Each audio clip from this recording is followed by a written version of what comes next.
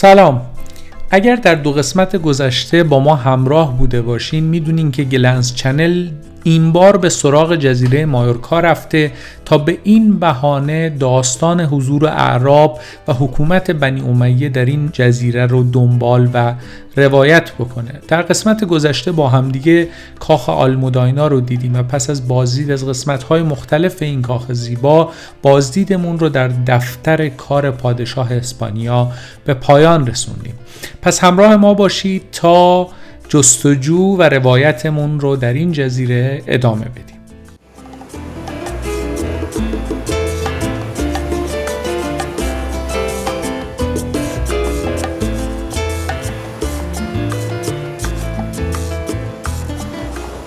الان که تو شهر پالما هستیم و با هم دیگه حمام رو دیدیم، کلیسای جامع رو دیدیم و کاخ المودینا رو هم دیدیم، میتونیم به یکی دیگه از آثار بعد از دوره اعراب بپردازیم.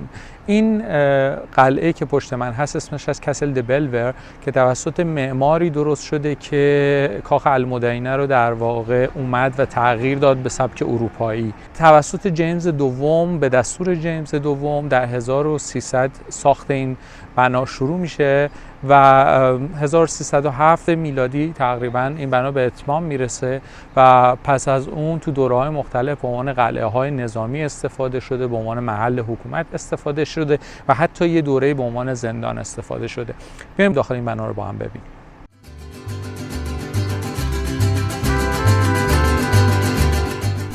کاسل د بلور یا قلعه منظره زیبا، قلعه‌ای که بر فراز ارتفاعات شهر پالما و در حدود 3 کیلومتری غرب این شهر ساخته شده. این قلعه از لحاظ معماری نکته ویژه‌ای داره و اون هم اینه که برخلاف استحکامات نظیر خودش فرم مربع شکل نداره و به شکل دایره‌ای ساخته شده.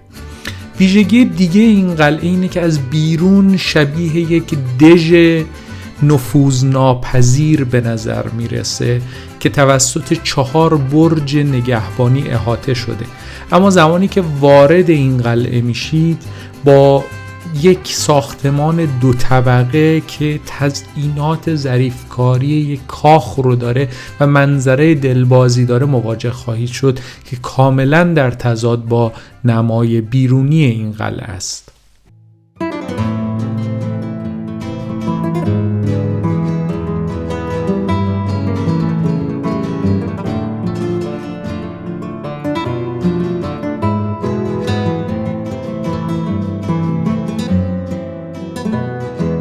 همونجوری که گفتم حیاط مرکزی دایره شکل این قلعه رو 2 طبقه ساختمان احاطه کرده که طبقه زیرین به سبک رومی و رواق طبقه فوقانی به سبک گوتیک ساخته شده.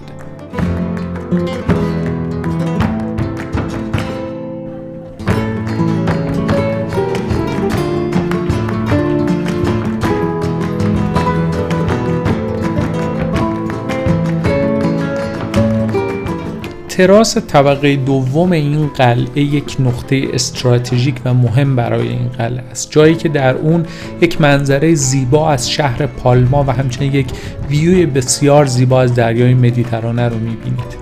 لازم به ذکره که نگهبان‌ها در قدیم از اینجا دید چندین کیلومتری به سمت دریا داشتن و این یک نکته محافظتی ویژه برای این قلعه بوده و طبیعتاً این قلعه با نام د بلور یا منظره زیبا به دلیل این چشمانداز رویاییش نامگذاری شده.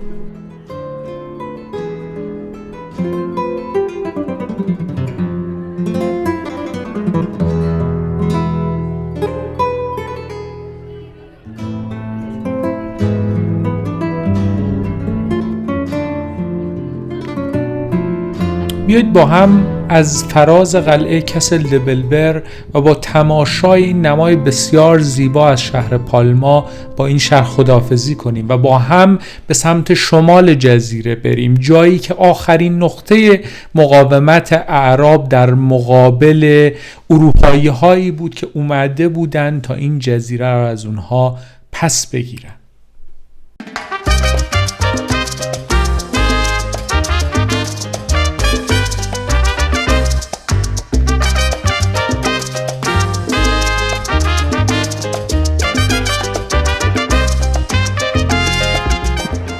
اینجا آلکودیاست که توی عربی به معنای روی تپه است که احتمالاً به دلیل محل استقرار این شهر، به دلیل اینکه در بلندی قرار گرفته، احتمالاً این اسمو بهش دادن. جیمز اول پادشاه آراگون زمانی که 1229 میلادی به قصد اخراج اعراب از مایورکا حمله میکنه، به یکی از جایی که حمله میکنه این منطقه است و بعد از اشغال این منطقه و اخراج اعراب در واقع یک بخش یک مزرعه‌ای رو میخره و در اونجا شروع میکنه یک شهری رو بنا کردن. تقریبا 40 یا 50 سال بعد از اون جیمز دوم پادشاه بعدی آراگون تو این منطقه شروع میکنه به کلیسا ساختن و شهر رو توسعه دادن و تقریبا بافتایی که امروز میبینیم مثل این سردر و دروازه مربوط به دوران جیمز دومه. همونجوری که میبینیم طبیعتا توی معماری تأثیر اعراب کاملا مشخصه. در واقع این حالتهای گنبدی شکل یک از معماری اسلامی میاد، از اونجا ریشه میگیره و بعد از اون با این شکل سنگیش در واقع با معماری محلی اینجا ترکیب شده. به نظر این 12 نمونه خوبیه از ادغام فرهنگ اعراب با فرهنگ محلی جنوب اسپانیا که بعد از اون ریشه دار شد و ادامه پیدا کرد.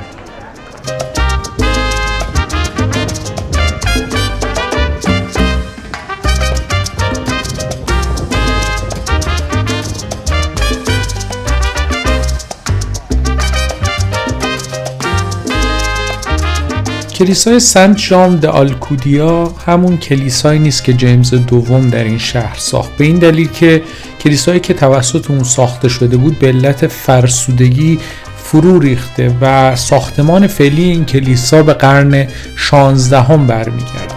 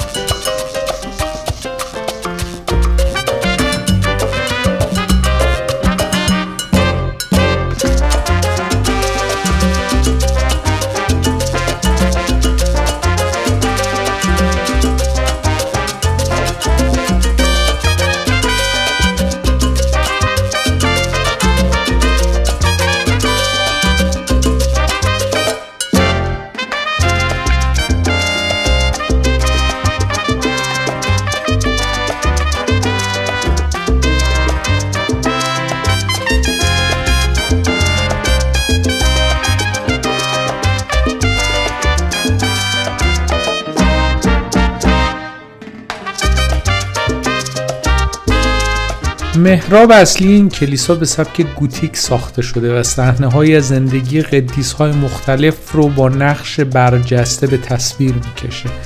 اما دقیقاً در کنار سالن اصلی این کلیسا یک کلیسای کوچک به سبک باروک قرن 17 هم وجود داره که با یه نمازخانه گنبدی شکل مقصد بسیاری از زائران محلیه.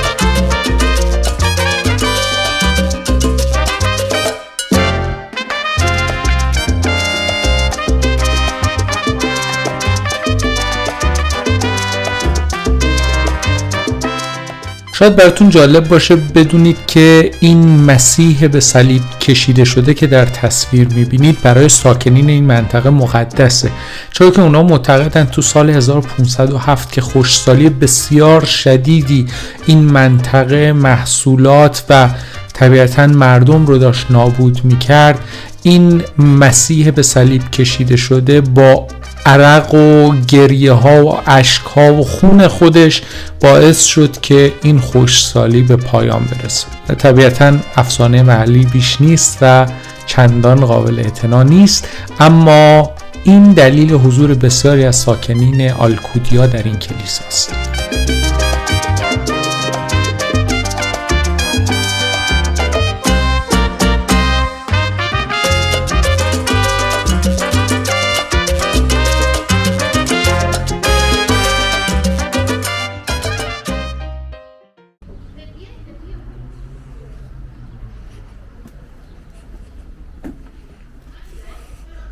اگر تا اینجا با ما همراه بودین میخوام ازتون خواهش بکنم که حتما گلنس چنل رو سابسکرایب کنید و این ویدیو رو لایک کنید و نظراتتون رو برامون بنویسید. نظرات شما برای ادامه راهمون خیلی مهمه.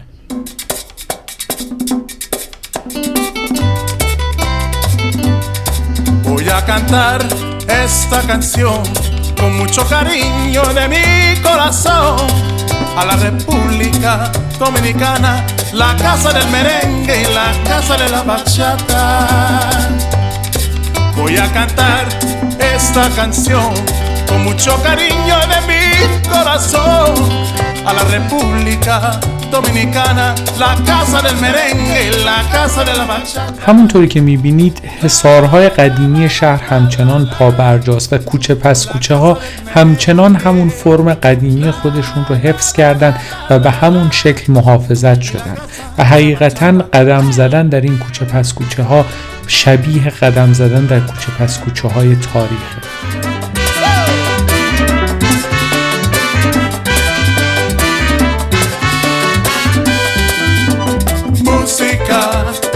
Música, música, te traigo música, música.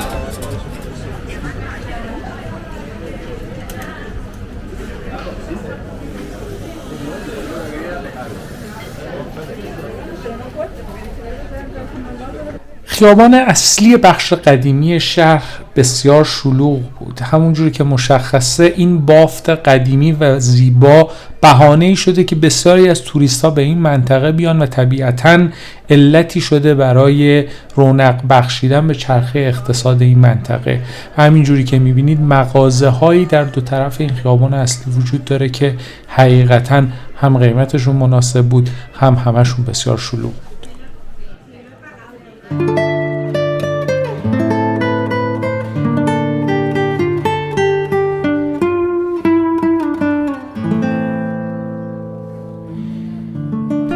در انتهای بافت قدیمی شهر یک بازار روز برپا بود که مثل بازار روز بسیاری از شهرهای دیگه بسیار جذاب بود و فروشندگان محلی محصولات مختلف خوراکی، پوشاک و محصولات متنوعی توی اون بازار عرضه می‌کردن.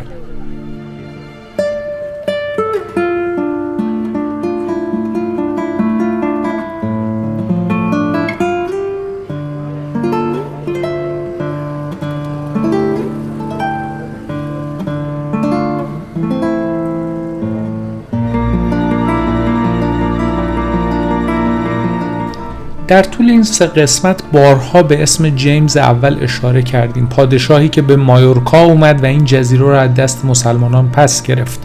اما هیچ موقع نگفتیم که چطور اعراب و مسلمانان از یک امپراتوری بزرگ و قدرتمند چنین ضعیف شدند که از جیمز اول شکست خوردند. حقیقتش اینه که در حدود سال 1000 میلادی در اوج قدرت و شکوه تمدنی که مسلمانان در این جزیره ساخته بودند، این جزیره جمعیتی نزدیک به 35,000 نفر داشت و همتراز با شهرهایی مثل بارسلون یا لندن تبدیل شده بود به یکی از نمادهای شکوه و جلال جهان اون روز یا اروپای اون روز. اما اوضاع بر همین منوال نموند و در حوالی سال 1100 میلادی تقریبا اقتصاد جزیره نابود شده بود و تنها منبع اصلی درآمد مسلمانان ساکن این جزیره دزدی دریایی بود. این شد که در سال 1114 میلادی مسیحیان اروپا یک لشکر بزرگ تشکیل دادند و به این جزیره اومدن و نبرد خونینی رو با مسلمانان آغاز کردند که حدود 10 ماه به طول انجامید و با غارت غنایم آزادی زندانیان و بردگان مسیحی پایان یافت.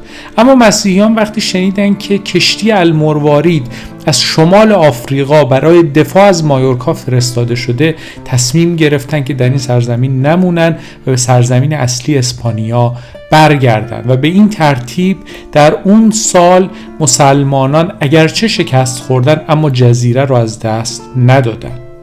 چندین سال بعد جیمز الینور پادشاه آراگون پس از چندین تلاش برای منصرف کردن مسلمانان از دزدی و غارت دریایی تصمیم گرفت که جزایر بالاریک رو تصرف کنه و یک بار برای همیشه به این مصیبت دزدی دریایی پایان بده. اون در سانتا پونسا پیاده شد و در سال 1229 پس از شکست دادن ابو یحیی این جزیره رو تصاحب کرد و تبدیل شد به یکی از نمادهای مهم مسیحیت و تاریخ مایورکا. این تصویر از غروب آفتاب آخرین سکانس از حضور ما در جزیره مایورکاست. ممنونم که با گلنز چنل و داستان مایورکا همراه بودید و امیدوارم که در قسمت‌های بعد هم همچنان شما را همراه خودمون داشته باشیم.